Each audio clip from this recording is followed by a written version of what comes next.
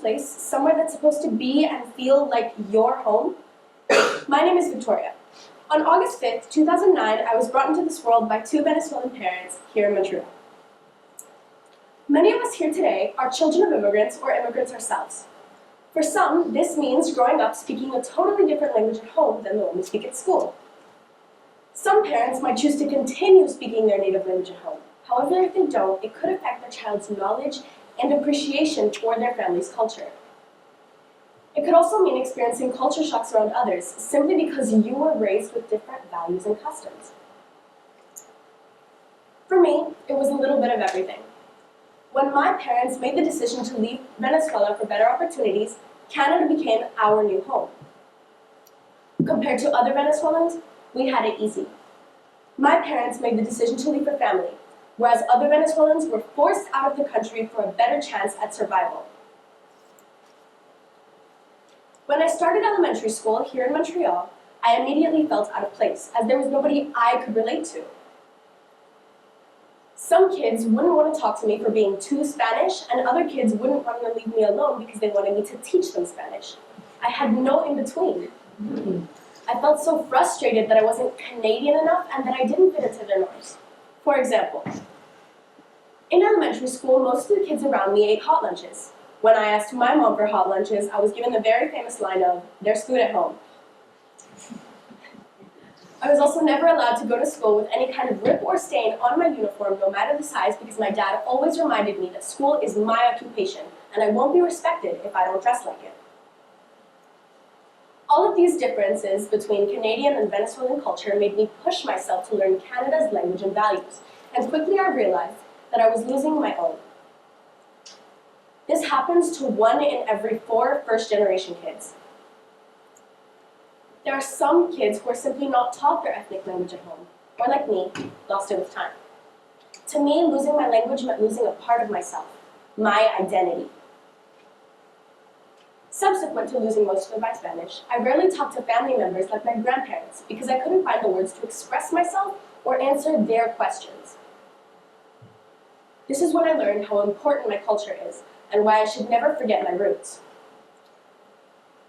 However, realizing this didn't bring my Spanish back. I felt left out with my family, and I felt left out with my peers.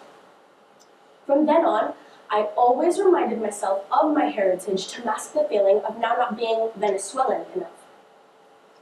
What made it even harder was watching my country, the same place my parents told me beautiful stories about, suffer from the outside. For those who don't know, Venezuela is fighting a political crisis since the beginning of this century. Back home, food is scarce, healthcare isn't available for everyone, and not only that, but people will be lucky to have electricity and water in their homes. Human rights are being violated, and our land is being exploited. All of this masked by a parallel economy that covers up and inflates all of its struggles with the use of the American currency. For example, the Venezuelan bolivar is worth so little that it is literally cheaper to use it as toilet paper instead of actually buying it.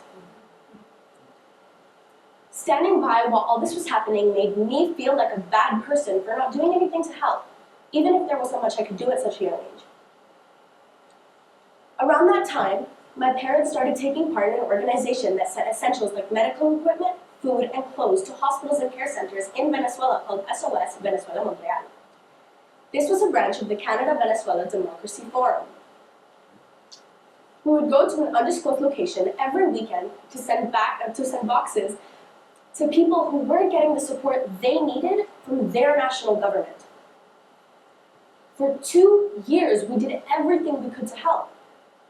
Then eventually, my mom received threats from the Venezuelan dictatorship.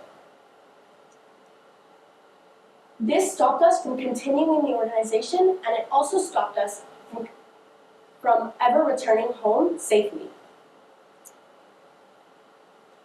Even after all this, I still felt like I hadn't done enough to help. So, I began to use one of my many strengths, communication. I began to talk to others about my country, what it's like there, what people go through, and how they live. Soon enough, I began high school. I kept talking about my culture, and when I did, I was met with insults and sometimes even derogatory words.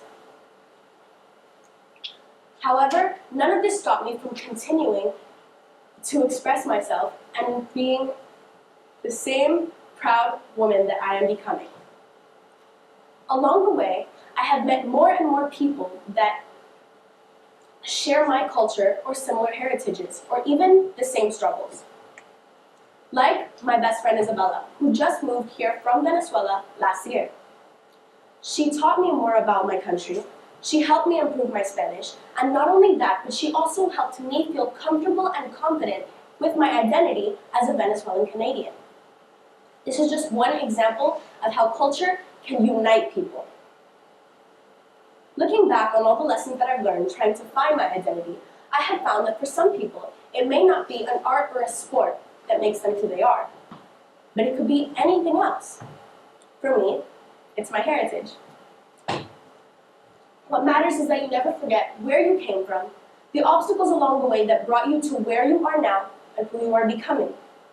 Be true to yourself and your culture, as this will help you and those who follow in your footsteps to become a stronger people and just better all around for those around you. Thank you.